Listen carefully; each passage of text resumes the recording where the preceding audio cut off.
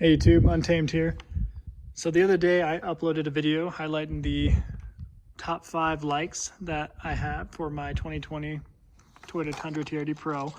I figured it was time to do the contrary. Let's talk about the 5 things that I do not like so much about the Tundra here. Now, I will preface it with I absolutely love this truck and I wouldn't change a thing on getting it. I do think this has a lot of pros to it compared to the Raptor in particular. Obviously, the Raptor has a lot of goodness to it. You know, it's a more expensive truck. It's $20,000 more than this truck. But as I go through my 5 dislikes here, you'll kind of hear me reference the Raptor on a few of them.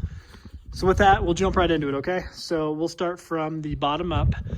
My number 5 thing that I dislike about the Tundra here is the fuel economy. And I'm purposely putting that at the bottom of the list because, well, you don't buy a Toyota Tundra for fuel economy. You don't buy this 5.7 liter V8 to try to get that excellent miles per gallon and whatnot. It's just not what you do. So really, I get anywhere between like 12 and 14 is what I'm noticing so far. So it is definitely not ideal by any means, but it's worth it. So I wouldn't change that. But that is a dislike. I do find myself at the pump more often than I want to be at the pump. Even more than the Raptor. The Raptor got, I think, anywhere from 16 to 17 miles per gallon. But when you look at it, well, we're talking an additional 4 miles per gallon. But in the big scheme of things, that's quite a bit more, comparatively. So number 5 is fuel economy. Number 4, remote start. So if you're familiar with the Tundra, you'll know that it does have remote start capability. Got the key fob here. It does have it. You hit the lock button 3 times and you hold it on the 3rd one like I demonstrated in my previous video. The thing I do not like about it is, well, there's a few things. The number 1 thing would be when you actually start it up and it gets running, as soon as you come up to the truck and actually unlock it and get into it, it turns off. Toyota claims it's a safety feature, and it ensures that no one can steal your vehicle while you have it running. But I personally do not like that. So in addition to that part is the responsiveness of it. So it works, obviously, but when you're far away at all, or if you're behind a wall or behind a window, it definitely loses its responsiveness. That is one thing that the Raptor was significantly better on. So I could be what felt like a quarter mile away with the Raptor, not that much, but I felt like I could be really far away. I could be in my office at work and hit the auto start on it and it would work. I'd come out to my truck running. And guess what? I could actually unlock it and get into the truck and then hit the power button and go, which I really did like.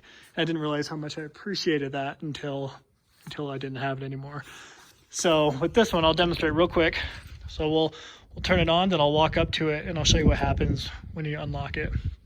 And forgive me in advance, it is a little windy, you can't tell. So hopefully it doesn't pick up too much. So we'll start it up. Hold the 3rd one.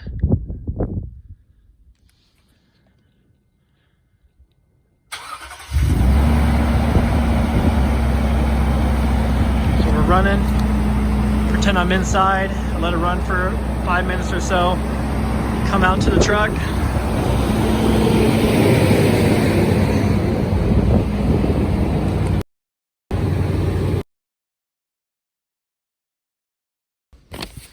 and right when you put your hand in the handle with the keyless entry and it unlocks the vehicle, it automatically turns off. So not a huge fan of that, and the same goes for when you unlock it with the actual key fob itself. So you have it running and you hit unlock with the key fob, it'll shut off as well. So not a huge fan of that. So let's move up the list. We'll move to number 3. I'll try to get out of the window here again for you. Moving to number 3, the flimsy components on it bother me a little bit. Obviously, and you guys are all quick to mention it too, I mean, this is essentially the same platform, the same truck that's been out since, 2007, right? not a whole lot has changed. A few little updates here and there, you know, different headlights, a little different front end, you know, barely a change in the fenders here, right in the rear and in the bed. But overall, a very dated platform, right? So a lot of these flimsy components are, you know, because it's over 12, 13 years old at this point. So kind of bear that in mind. A few of the examples I'm talking about would be the door handles, both in and out. The actual doors themselves, they seem pretty light and flimsy. The tailgate, again, this is me comparing it to the Raptor. The Raptor, like, it just felt huge. And granted, you had the if you're familiar at all with the Raptor, it does have that traditional step that pops out of the rear of the tailgate that kind of helps you get into it. It's a little 3-step. You pull up a rail of the bar and you pull yourself up with the step. It's pretty cool. But because of that, I think it really adds to the weight and heft to it, which not necessarily is a good thing, but it made it feel a lot more durable, a lot more hefty, if you will. And the final example there is, I just kind of showed you it by accident, was, check this out. Try to focus on a little bit. So that key fob there looks like the first original key fob ever. I know it's not focusing too well, but this is a very cheap, flimsy key fob. It does not get much worse than that. So that really does look like it's straight out of 1999. Again, that's just, these are all just small things, but when you add them all together, it does bother you to some degree. I'll show you the door handles real quick. It should be unlocked still. So like, even, excuse the wind, these guys here, they're just plastic. It doesn't feel durable or hefty at all. Again, very light door. I showed you these before. This looks like it's almost out of like a Tonka truck. Just a giant plastic handle here, and the plastic door cards. Cheap material there. And that kind of wraps up my number 3 with the flimsy components. And I will move to number 2. I'll get out of the wind here one more time.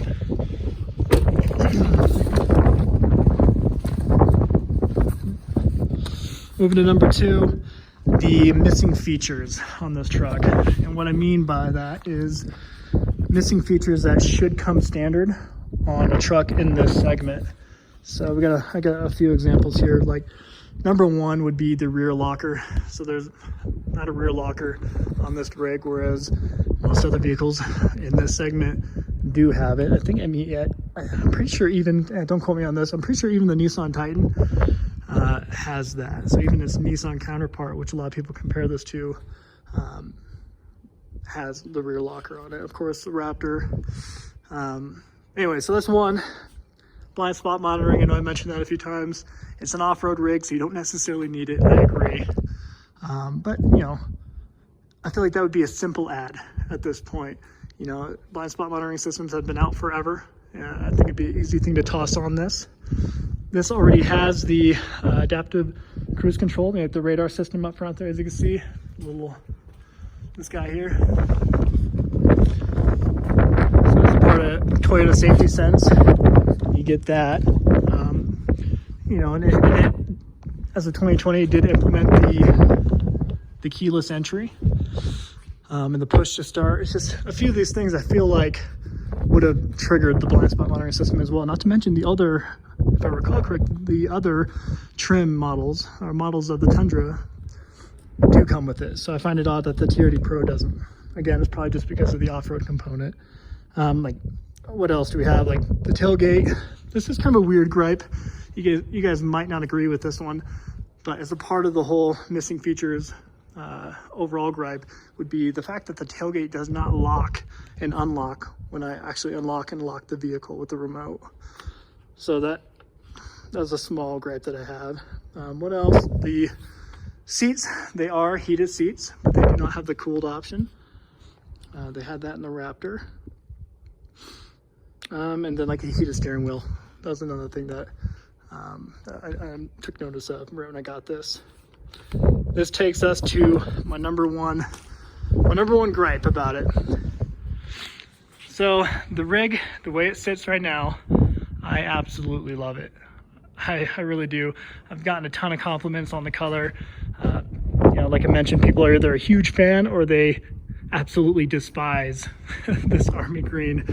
And thankfully, the people who do despise it, they tend to keep to themselves, unless they're, of course, a keyboard warrior.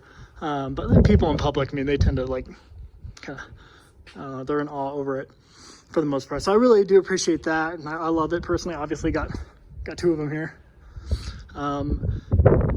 But my number one gripe is it took me, you know, investing a few additional $1,000 into this rig to make it what I think it should have been right out of factory, right out the shelf.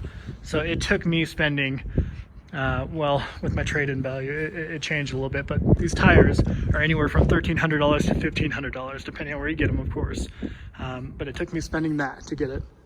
It took me spending, you know, $600 on the Go Rhino side steps. And it took me spending $1,000 on the backflip tonneau cover. And it took me, you know, a few $100s tinting the windows, small stuff there.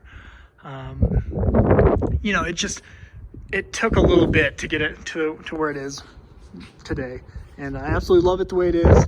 But the fact that, yeah, you already spend a ton of money on a truck, you would just hope that you can drive it off the lot and absolutely love it. So those are my top 5 gripes. I'll just do a quick walk around because I want to show you guys one thing. I mentioned it in a previous video, separate from my 5 dislikes here. I threw on the vinyl TRD Pro. The bed, if you've seen the bed there, it says TRD Pro. I'll walk up to it here in the wind. I put the vinyl, the black vinyl inserts on the other side, just so I can show you guys. Then I'll show you the side that does not have it and just see what you guys think. So I'll shoot another video as I put on and apply the other side here, just to show you how simple it is. But there you have it, guys. We'll end the video with a real quick walk around.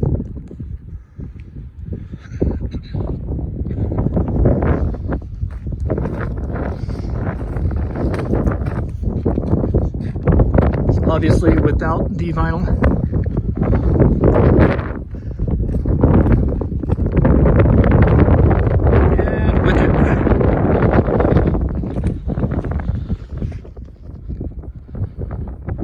so super easy to put on. I think it looks pretty good. And I'll back up real quick so you can see the whole truck all together.